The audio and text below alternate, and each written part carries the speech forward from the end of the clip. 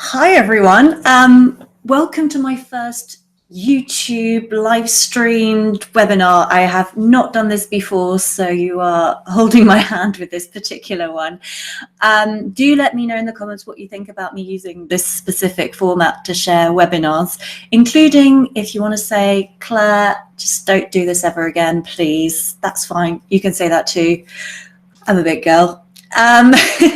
Okay, so in today's webinar, I wanted to chat about recycling content on a budget, because I really think it's important to not just work hard, but work smart, to be honest. I think we could do a little bit more with that. And when I'm talking about budget, I don't just mean money. I mean, yes, I mean money, but I also mean time, resources. And I want to share with you tips and techniques that help you save on both time and money, hopefully, so that you've got more time to do the stuff that you really love doing. So I'm kind of taking as a basic point for this webinar a blog post. I'm imagining that you've written a nice, juicy, long blog post. But for the purposes of this webinar, I want you to think of a blog post that is actually useful to your business or aligns with your business, that reflects your business's branding and message. So if you have something like that in mind, perfect, including maybe something you haven't created yet but are intending to. But I'd rather you have that in mind rather than a really random blog post that's got nothing to do with that. Because for these techniques to work, it really has to be something that is actually really kind of relevant to your business. Okay, so with that said, I am going to switch my screen if my mouse behaves. So I'm going to bring us to my presentation. I'll be also switching over to various other things as we go on with this. So first things first, really, what is content recycling? I mean, it's really just about repurposing something that exists in one format so that it exists in other contexts and maybe even in other formats entirely. So for instance, it could be a blog post that becomes a video, or it could be a blog post that is cut up into multiple blog posts, for example.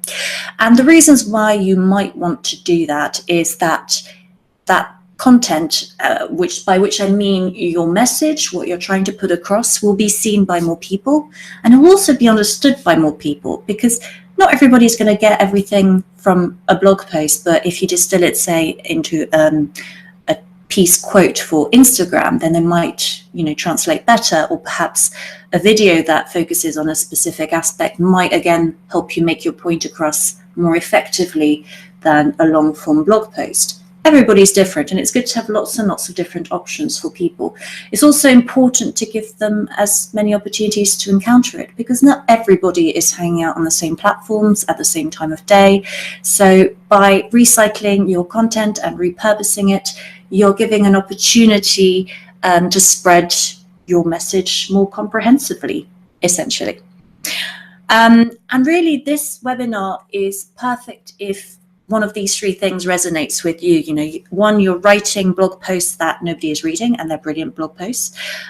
Two, you're creating a lot of content. You're a content mill to yourself, but it's not really working, and it's kind of becoming a bit of a hot mess, maybe in your brain anyway, what you're writing about. So you need a bit of time to reassess. This could work well for you to re-strategize. And thirdly, maybe you're just feeling a little bit uninspired, and that's no surprise, with weather like this, who can concentrate after all. Okay, so hopefully if you're one of those three things, then this webinar will hopefully really speak to you. So I'm first going to be talking about repurposing a blog post into other blog posts. And for this, I need you to think in multiples, and I need you to think about how you can expand on that one blog post. So let's imagine you've got a fairly long form blog post with several subheaders, little headings and so forth. One way to repurpose it is to make each one of those sections with, the subheader into its own individual post. And by doing that, you are going to necessarily sort of beef them up and find new ways to sort of make them blog length in size. And the wonderful thing about doing something like that is that you can then, put them all together and have like a jumbo, blog post, which could be essentially a white paper, or it could be even an ebook. So yeah, expand and conquer. I'm going to show actually here 4 of my favorite techniques or recipes for dividing a blog post and expanding them into individual ones that stand up on their own. One option is to bring in other voices. I particularly love that one. So instead of it just being your take on a particular topic, you can invite, an influencer, an expert, and ask them, questions about your topic. You could even just make that new blog post an interview, frankly, or, just include some sound bites and some research from them. In some way, bringing in other voices automatically makes it more interesting. It's also a great way of getting people to your website, because it won't just be necessarily your audience, but it'll also be the audience of that expert who'll be wanting to come to your website. So it's a win-win. Second option is to go topical. I mean, this is great in the moment. Obviously, it means that it's not going to have huge longevity necessarily, but that's okay. And by going topical, I mean, is there something going on right now that you could twist to be about the topic of your blog post? And this could mean a news story, or it could mean a meme that's going around at the moment. You could put it in, you can make the characters in the meme talk about what you're talking about, for instance, and that could be a really fun way to go about it. A third option is to just be very, very practical. How-to posts always do very well, and these are fantastic because they are evergreen pieces of content. This means that long after you've posted it, they're still going to be bringing traffic to your website, because people are always searching for practical solutions to their problems. So creating a blog post that's just focused on tools and techniques and really just the nitty-gritty of the topic of your blog post is a win. And you can make this as a listicle, which means that it's not necessarily hard work to write, beyond the research of assembling it. So that's quite a nice practical one to do for yourself. And then finally, bring in your personality. Now, this can be a little bit scary for business people in general when I tell them, you can go a bit personal sometimes. It's good, because as humans, we do relate to other human beings. And so if you've got an anecdote, a story of success or failure, just some story that's happened to you, randomly, that you feel really brings in some insight into the topic that you're writing about, go for it. Those can be the most compelling and viral pieces of content out there. And don't be afraid to really sort of become a storyteller as you go about it. That's okay. Storytelling has been a buzzword in marketing for quite a few years now, and it's really for that kind of reason. We do like stories, and we love seeing backstage. These are 4 options that you can do. There are many more. And honestly, if you even create just 4 blog posts inspired by these 4 techniques from that longer blog post that you have, then by putting them all together, you've already got something very exciting happening there, and it could become very easily a white paper or an ebook, as mentioned. So that's what you could do if it was a blog post into other blog posts. But as mentioned, you can also transform a blog post into other formats. And I know this can be a bit scary for a lot of people, because they tend to think, I'm not technical enough. I don't have the time to do this complex stuff. I just don't have the tech. There's a lot of excuses for that, but don't worry. I am only sharing stuff that is dead easy to use. I promise you, you can do it. And here are just a few achievable ideas of how you could transform a blog post into other content, for instance. You could take extracts from that blog post and post it to Instagram. You could introduce your blog post with a short video, which would just, outline the main points. You could live stream a webinar, as I'm doing right now, or even record one, frankly, around the topics of that blog post. You could then share, the slides from your webinar to SlideShare, which is a very popular website where people share the slides of their presentations in general. You could record a podcast with a related expert or influencer. I mean, these are all things that could exist as blog forms also, but looking at these, you're probably thinking, I can't do video. I don't know how to handle a webinar. I don't have the graphic skills to create, you know, an Instagram image or slide shares. How does one do a podcast, etc., etc. So don't worry, I am now going to share with you some excellent tools.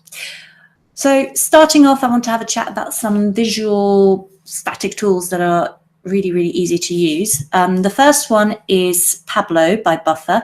Absolutely adore Buffer. If you don't know what it is, it's a social management tool. So it's where you can schedule what goes out on your social media channels, essentially. And they've got this tool called Pablo. The address is pablo.buffer.com. And it helps you create images really easily. So let me press play on this and you can just have a little look at how easy it is. So you essentially select an image from here on the left-hand side. You can type whatever you want in here. You can, you know, put all sorts of filters on it as if you were on Instagram, frankly. You can add a logo or a graphic, you know, of your company, so it can be branded. And it's also available in various sizes. I've chosen the Instagram size format, but you could make it a Pinterest ready one or a Facebook, Twitter ready one. And when you're happy with how your image looks, you simply download it. Or if you're a Buffer user, you can just add it to your queue. So it's free, it's easy to use, you don't need to be technical, it's all pretty intuitive. And actually, when you're a first-time user to Pablo, they tend to sort of show up with a little screen that talks you through it, just in case anything isn't clear. But it's quite straightforward. And I'm going to exit this briefly to show you Canva. So here we go. I'm in Canva at the moment, and these are the slides that I've been showing you on PowerPoint just now. I've created them all in Canva using one of their layouts. They have loads and loads of layouts. I'm just going to show you one here and actually replace what I've got right now. So that's another example of a layout, for instance, that they've got there, which I can undo. It's got all sorts of elements, including lots and lots of free photos, lots of text options and so forth. What I particularly love is that you can resize it so that it's suitable for other formats. So it's another great way of recycling. So for instance, now I'm just going to resize it so that it's acceptable for an Instagram. There we go. It's not perfect, but this is that white square. That is the size of an Instagram image. So it doesn't take a huge amount of effort to make this fit an Instagram format. So there we go. In 2 seconds, pretty much, I've got it sorted, and I could just download that image and upload it to Instagram. So very practical. Next, some more tools. I want to share with you a couple of tools that are really great for doing video and animation, even if that is not your forte. So one of my favorite is called Lumen 5. And what it does is that it takes your blog posts, you can even add them as an RSS, and it automatically generates a video for you. Here it's the stage where it's kind of the storyboard. So here is my blog post on the left, and on the right, these are the different images that it's come up for me for that post. It's a post about GDPR, and it's a bit hit and miss what it's decided to select, but you can change it. So for instance, here where it says disclaimer, I am not a lawyer, as well as removing that highlight, I could change the media to be all sorts of things. So I'm just typing in law to see if there's anything. So maybe I'll put this video of a gavel just to really emphasize the point. And you can pick all sorts of music for it and so forth. And then you can preview what it looks like here without the transitions, which is rather cool. There's that's all the free option as well. You can put it into different formats and HD if you go pro with it. You can also add a frame, which is quite cool. So where you can put a message. Ooh, read my post. It's great. Which is a great way of re-emphasizing the message of your video. And, you know, it's perfect for Facebook this way and Instagram, frankly. So that's Lumen 5, which is fabulous. Recommend it. Another tool that I love is Prelude. Prelude is very similar in look to Canva, but it's got a fantastic section which is all for animated posts, which you can edit the text of. So you could just say, hi, follow my dream. And you can put your address down there so that it's nice and branded and people know how to get to your website. And this is what that would look like. Follow my dream. And when you're happy with it, you can just download it. And they've got loads and loads of templates. You can't create your own animated background. That's the only problem. But they seem to just keep on adding to this collection. So there's a huge amount of choice, and maybe that's something that will be added later. And in the meantime, I haven't seen that many people use these. So by using this, you'll stand out from the crowd nicely. Another one which is very popular actually with my friends is Ripple, and that's an app you can have on your phone, and it helps you create easily some videos just out of the images that you already have. So for instance, if you are at an event and your colleague is doing a really great talk and you're taking some pictures of it, you could very easily create quite a cool video about that talk and share it on social media. So it's a real time saver having something like Ripple. Personally, I just love creating videos on my laptops rather than on the phone, so I don't really use it, but everybody's different and it's nice to have an option when you're on the go, so I do still have it. And there's another one which is Wave Video, which is very similar to Lumen 5, except it doesn't sort of create your storyboard for you from a blog post. But again, it helps you create videos very easily. They've got a huge amount of stock images in there, and you can add your own as well. So it's another great solution for creating cool videos. But when it comes to videos as well, I wouldn't necessarily discount just your own phone and your own camera, especially if you're wanting to sort of introduce your blog post on somewhere like Facebook or on LinkedIn. Having just your face is often a lot more compelling than all the flashy media graphics, etc., because again, it just seems a lot more personal, and that's something that you can do without needing any tech at all. So don't discard that entirely. Okay, so some more tools I want to talk about. So for podcasts, for anybody who's been worried about them, there's a great tool which is called Zencastr, which I'm using right now. It looks like you can see the little wave going up and down. Zencastr means that you can record your podcast just from your browser, and you can also invite guests to join you by just sending this link to them. And it's just dead easy to use. I'm using the free version at the moment, which limits me to 1 a month. But if I went again for the paying version, I could invite more guests to join me, and there would also be a soundboard here, so I could play some funky sound effects during the podcast, and it would all be recorded in situ, which is quite cool. But yeah, it's very easy to use, and it's just very simple and clean, which is great. I think you can make little time-lapse footnotes, which is good. You know, if you're noticing that there's a problem or something you want to go back to, you can sort of do a little marker there. And I mean, the thing with podcasts is that, you know, they're fantastic, but they only exist really in one medium. So I wanted to share as well 2 other tools which are great for repurposing podcasts. One is Temi, which I used earlier today for one of my podcasts. I simply uploaded the sound file, and it came up in 5 minutes with a transcript, which is amazing. I'm using it as a trial basis, so I got this for free, 36 minutes worth of transcript. And but if you're using the paid version, it's only 10 cents per minute. So for 36 minutes worth, it would have been like, yeah, £3.60, which honestly is worth it, I think, compared to the time it would take me to type up that transcript. By paying £3.60, I am gaining 2, 3, 4 hours. And yes, it's not perfect. You know, it says that they can't cope with strong accents. I was a bit tentative. I was wondering, is a British accent count as an accent for them or not? You never know with these things. And there's quite a few quite funny things that they've really misinterpreted and put some strange words in the place of.